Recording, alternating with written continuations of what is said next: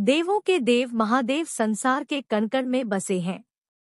देखा जाए तो भगवान शिव शक्ति हैं, समझ पाना मुश्किल है।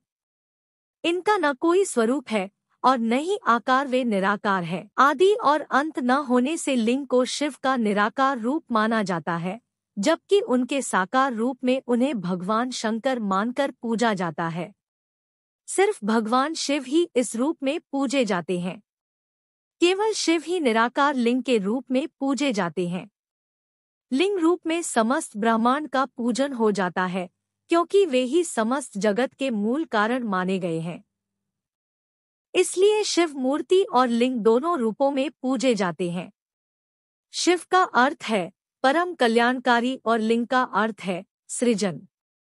शिव के वास्तविक स्वरूप से अवगत होकर जागृत शिवलिंग का अर्थ होता है प्रमाण। वेदों में मिलता है उल्लेख। वेदों और वेदांत में लिंग शब्द सूक्ष्म शरीर के लिए आता है। यह सूक्ष्म शरीर 17 तत्वों से बना होता है। मन, बुद्धि, 5 ज्ञानेंद्रियां, 5 कर्मेंद्रियां और 5 वायु। वायु पुराण के अनुसार प्रलयकाल में समस्त सृष्टि जिसमें लीन हो जाती है और पुनः सृष्टिकाल में जिससे प्रकट होती है, उसे लिंग कहते हैं। इस प्रकार विश्व की संपूर्ण ऊर्जा ही लिंग की प्रतीक है। पौराणिक कथा के अनुसार जब समुद्र मंथन के समय सभी देवता अमृत के आकांक्षी थे, लेकिन भगवान शिव के हिस्से में भयंकर हलाहल विष आया। उन्होंने बड़ी सहजता से सारे संसार को समाप्त करने में सक्षम उस विष को अपने कंठ में धारण किया तथा नीलकंठ कहलाए। समुद्र मंथन के समय निकला विष ग्रहण करने के कारण भगवान शिव के शरीर का दाह बढ़ गया। उस दाह के शमन के लिए शिवलिंग पर जल चढ़ाने की परंपरा प्रारंभ हुई, जो आज भी चली आ रही है।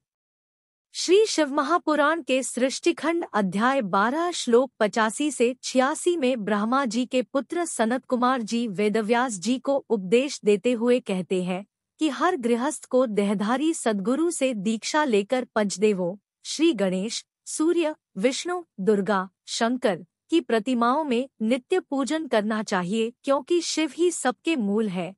मूल शिव को सींचने से सभी देवता तृप्त हो जाते हैं, परंतु सभी देवताओं को तृप्त करने पर भी प्रभु शिव की तृप्ति नहीं होती।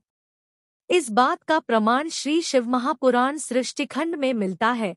इस पुराण के अनुसार सृष्टि के पालनकर्ता विष्णु ने एक बार सृष्टि के रचयिता ब्रह्मा के साथ निर्गुण निराकार जन्मा ब्रह्मा शिव से प्रार्थना की, आप कैसे प्रसन्न होते हैं?